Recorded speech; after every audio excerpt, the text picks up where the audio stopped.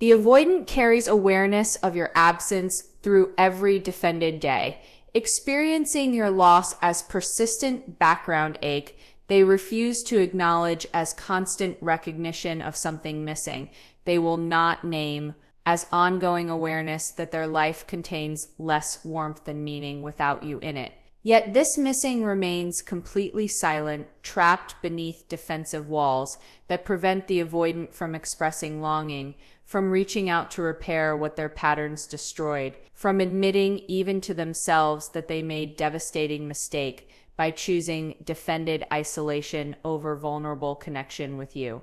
The avoidance ego structure, their carefully constructed self-concept as independent person who needs no one, as superior party who recognized the relationship's limitations, as someone whose patterns were justified and whose departure was correct choice, prevents them from acting on the missing they continuously experience. This ego investment in being right about their defensive position, in maintaining belief that their emotional unavailability was reasonable, in preserving narrative that they made wise choice by prioritizing defended comfort over intimate relationship, creates prison where the avoidance sits with constant missing.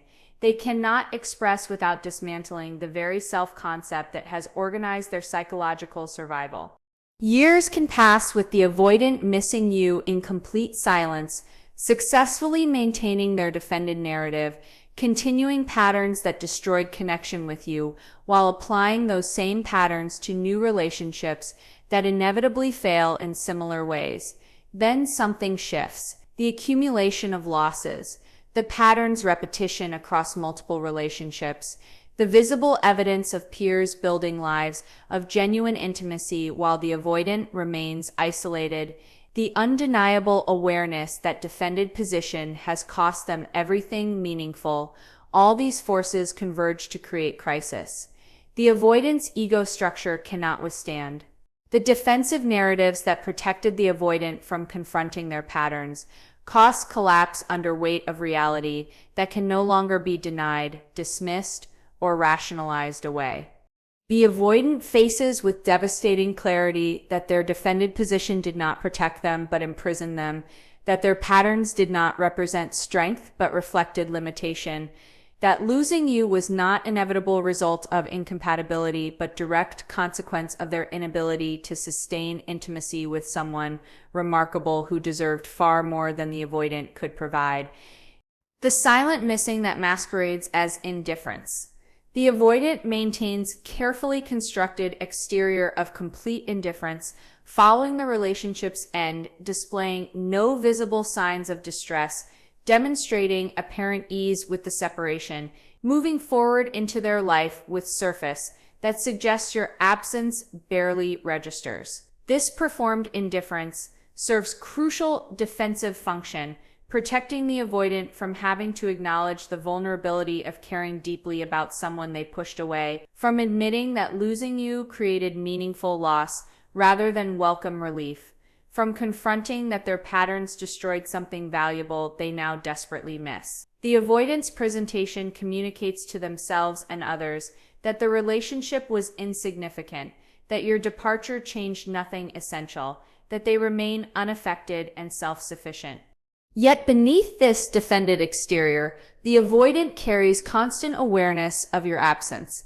They think about you with far greater frequency than they would ever acknowledge, experience your loss as persistent background presence in their consciousness, carry ongoing recognition that something essential has disappeared from their life. This internal missing operates continuously while remaining completely invisible to external observation. The avoidant experiences the longing while simultaneously maintaining defensive posture that denies the longing exists. They miss you every day while appearing to anyone observing them, including sometimes to themselves during moments of successful suppression, as if they have moved on completely and feel nothing about your absence.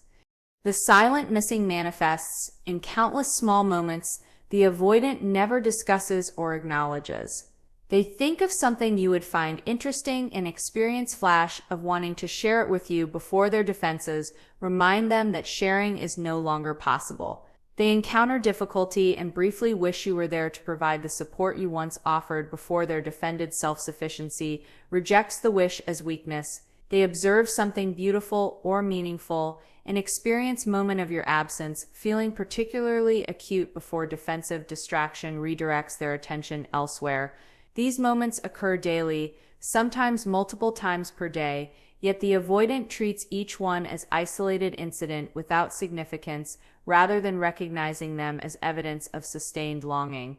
The avoidant also misses you through the emptiness they feel in their defended isolation, but refuse to connect to your specific absence. The avoidant experiences their life as somewhat hollow, notices that days feel less engaging than they remember, recognizes vague dissatisfaction with their existence. Yet the avoidant does not acknowledge that this emptiness stems directly from losing you, that the hollowness reflects your absence, that the dissatisfaction emerges from recognition that defended isolation provides none of the warmth that connection with you offered. The avoidant experiences the consequences of losing you while maintaining defensive belief that those consequences have nothing to do with you specifically and everything to do with life's general emptiness or their own sophisticated preference for solitude.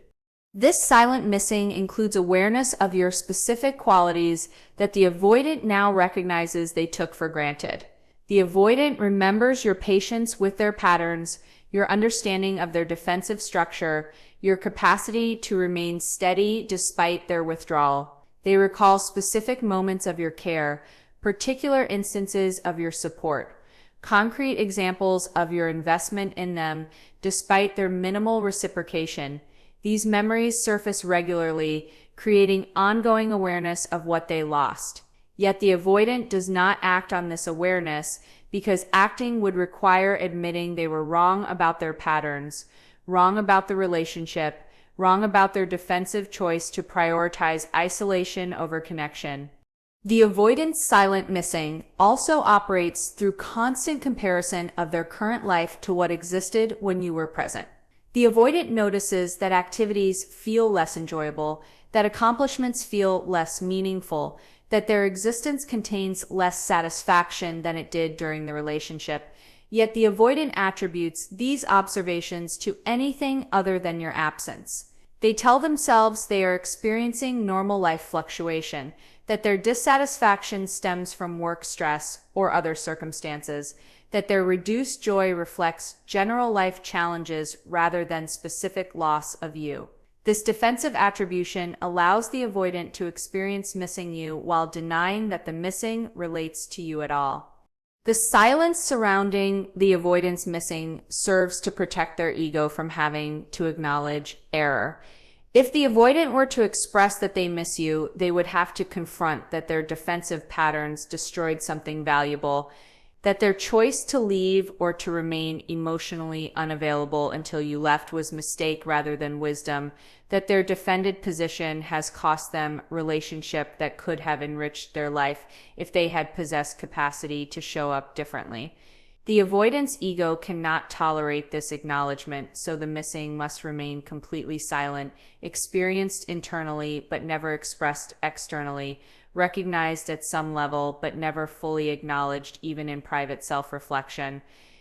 The avoidant maintains this silent missing for months or years, successfully keeping the longing buried beneath defended narratives that justify their patterns and minimize your importance.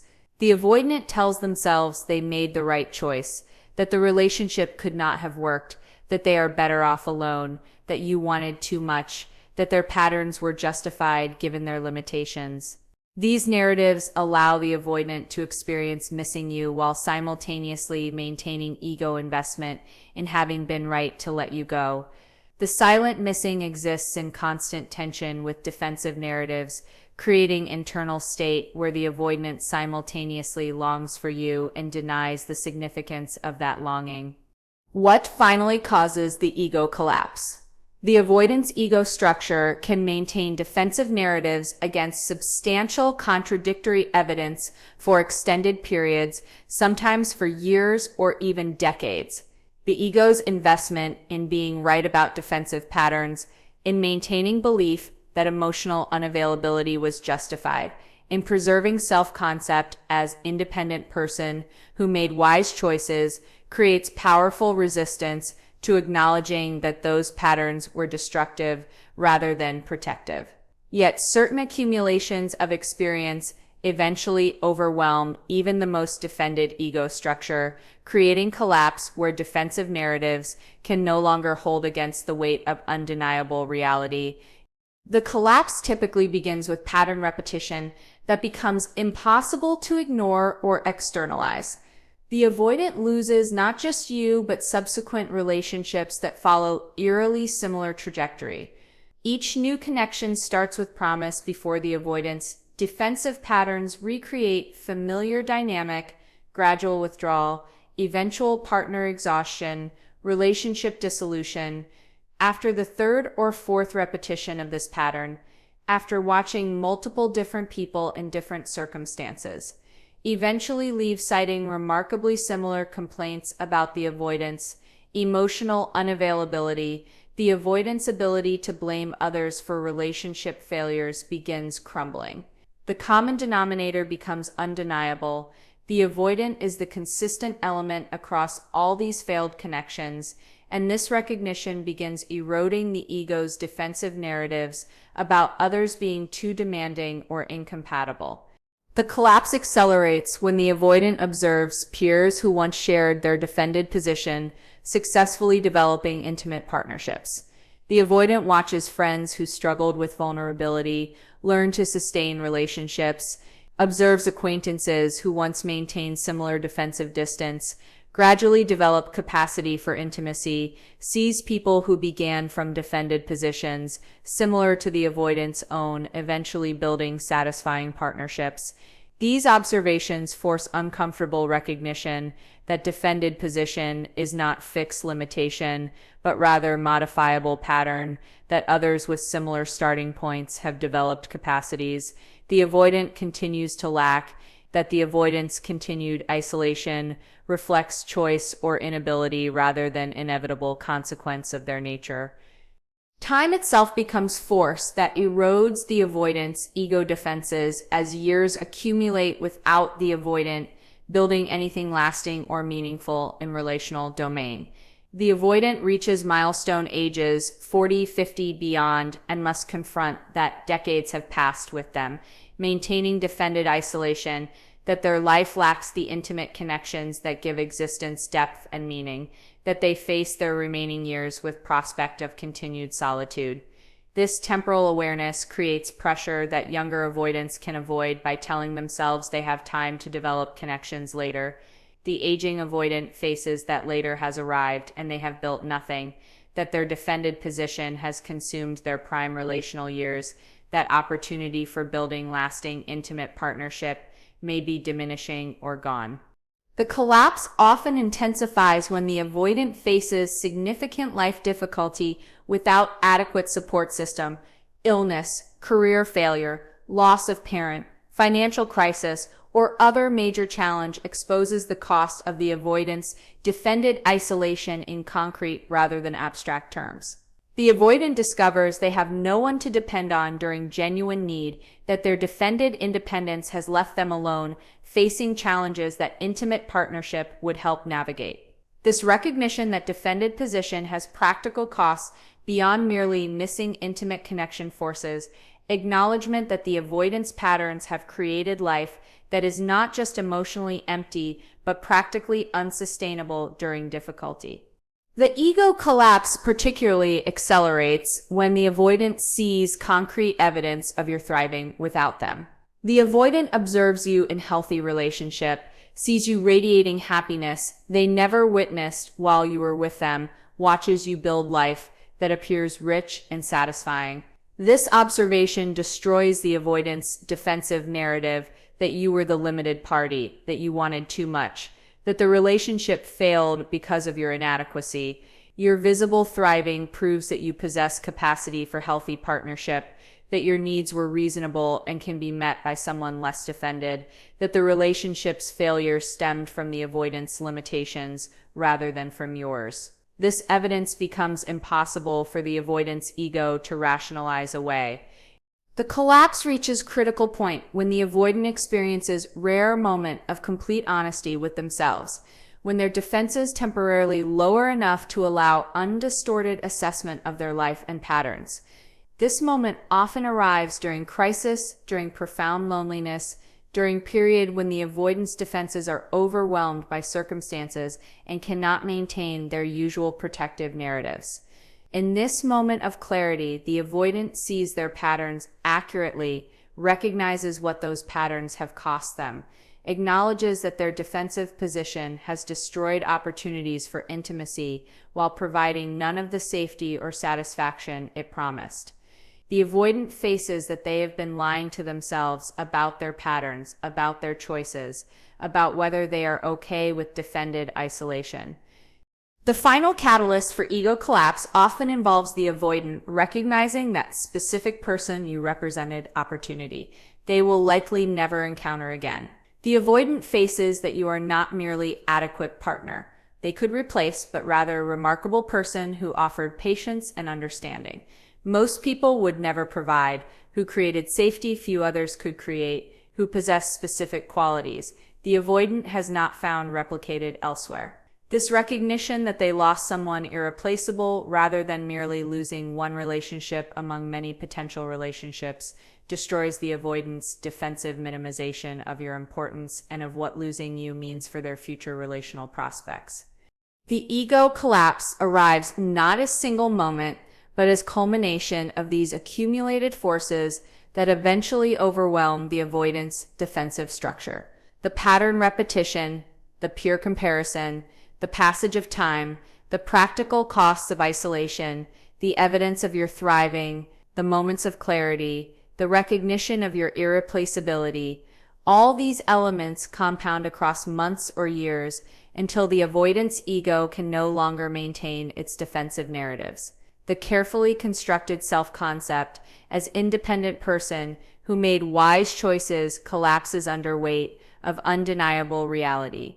The avoidance patterns have destroyed everything meaningful, have created exactly the isolation and loss the defensive structure was supposed to prevent, have cost the avoidant the very intimacy and connection that could have made their life rich and satisfying. The devastating recognition that their defenses destroyed what mattered, the ego collapse, forces the avoidant into undefended confrontation with reality. Their defensive structure has spent years obscuring that their patterns did not protect them from pain, but rather guaranteed the very losses. They most feared that their emotional unavailability did not preserve their autonomy, but rather created profound isolation, that their defended position destroyed their best opportunity for intimate connection with someone who genuinely cared for them. This recognition arrives with devastating emotional weight precisely because the avoidant has successfully avoided for so long. The accumulated denial makes the eventual acknowledgement more crushing than if the avoidant had confronted their patterns gradually across time. The avoidant faces that their defensive structure, which they believed was keeping them safe, was actually their primary source of harm. The walls they built to prevent others from hurting them became the prison that prevented them from experiencing genuine connection. The emotional distance they maintained to protect themselves from vulnerability became the mechanism that destroyed every relationship they entered. The independence they claimed to value revealed itself as defended isolation that left them profoundly alone. The avoidant recognizes that they have been their own worst enemy, that they destroyed what mattered most through the very patterns they believed were protecting them. This recognition extends to specific acknowledgement of what they lost in you. The avoidant sees with painful clarity that you were not the problem they needed to escape, but rather the solution they were too defended to accept. You offered patience they did not deserve and failed to appreciate you. Provided understanding they took for granted while it was available. You created safety they could not receive because their defensive structure prevented them from recognizing safety when it existed. You demonstrated care they minimized and dismissed rather than valuing and reciprocating. The avoidant faces that they had access to a remarkable person who was willing to work with their limitations, and they squandered that access through consistent emotional unavailability.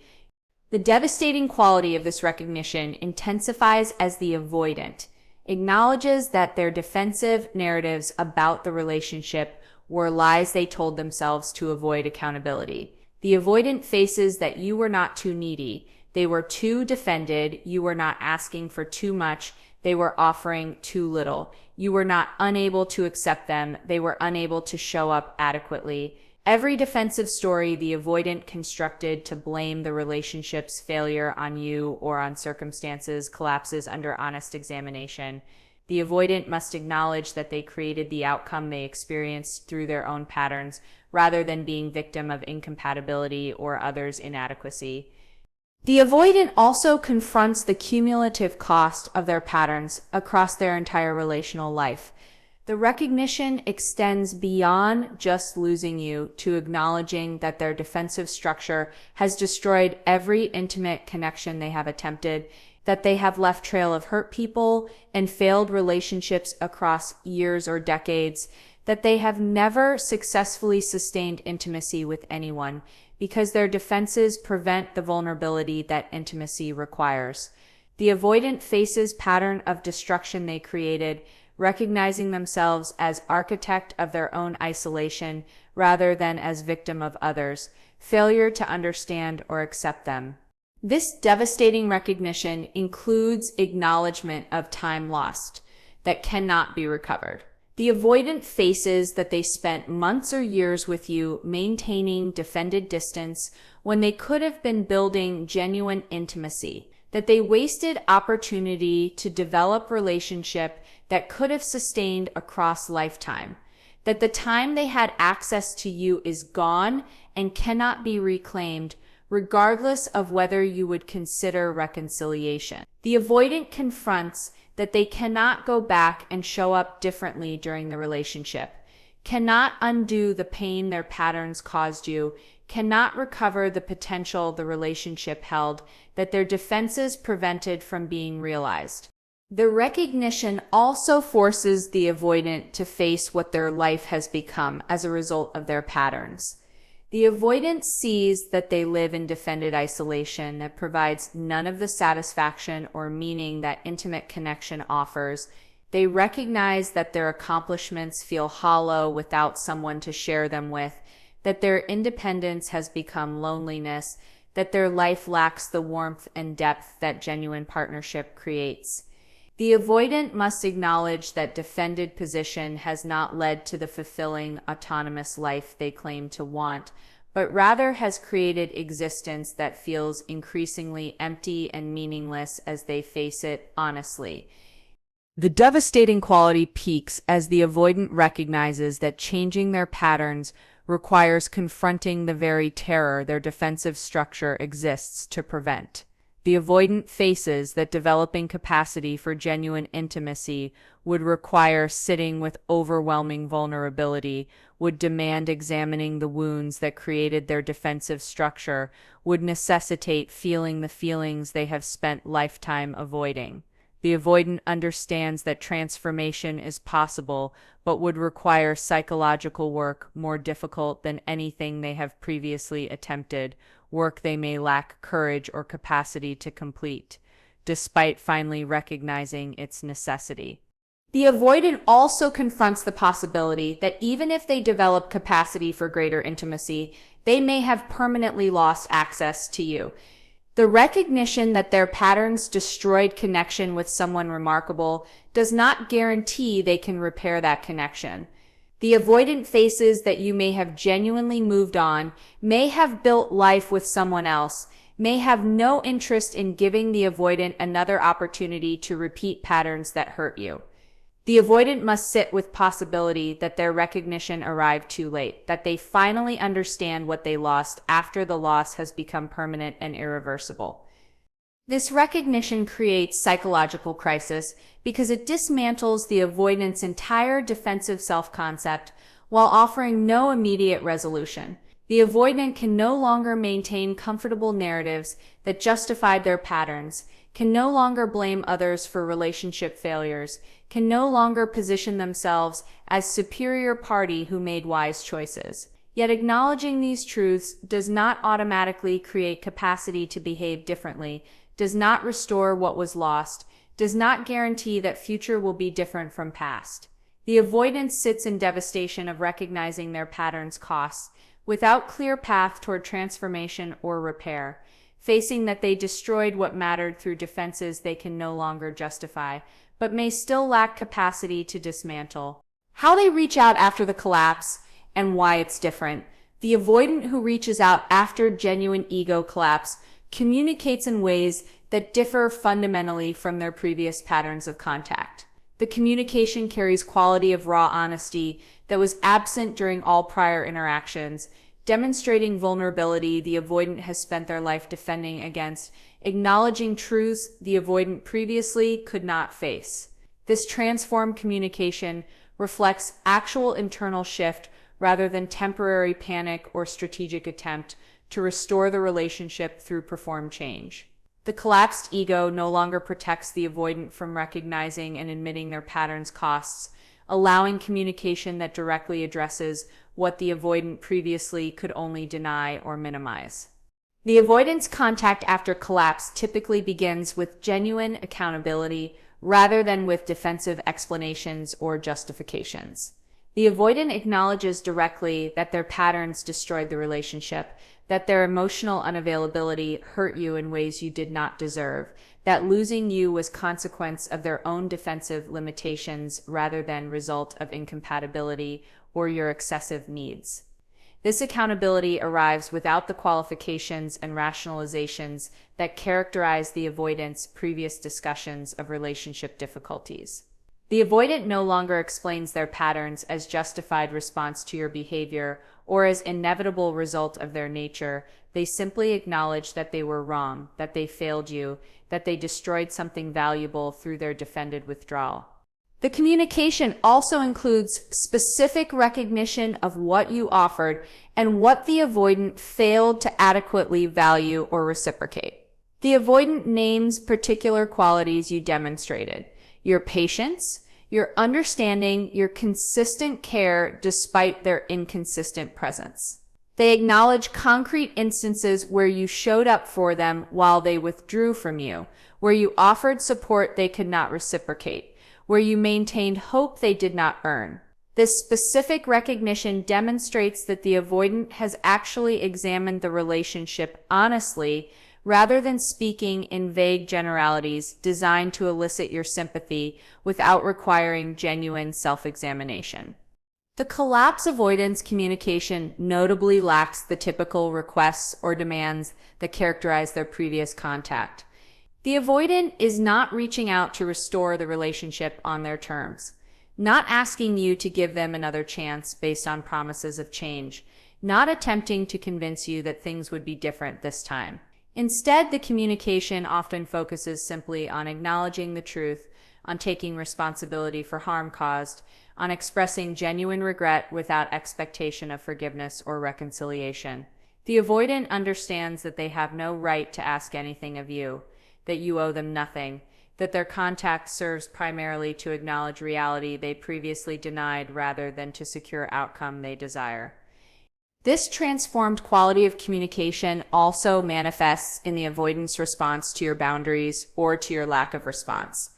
The avoidant who has genuinely collapsed does not pursue if you do not respond, does not pressure you to engage, does not become angry or defensive if you maintain distance. They respect your choice completely because the ego collapse has forced recognition that you have every right to protect yourself from someone whose patterns hurt you, that your boundaries reflect healthy self-respect rather than punishment, that the avoidance desire for contact does not obligate you to provide it. This respect for your autonomy contrasts sharply with the avoidance previous patterns of becoming withdrawn or cold when you establish boundaries they found uncomfortable. The avoidance communication after genuine collapse also demonstrates awareness of the work they must do regardless of whether reconciliation becomes possible. The avoidant discusses therapy they have begun, describes efforts to understand their defensive patterns, acknowledges that developing capacity for genuine intimacy will require sustained difficult work over extended time. This discussion does not serve to convince you they are changing and hopes you will return. Rather, it reflects the avoidance recognition that they must address their patterns for their own well-being and for any future relationships they might attempt, independent of whether you ever give them another opportunity. The work is not contingent on reconciliation, but rather represents genuine commitment to transformation.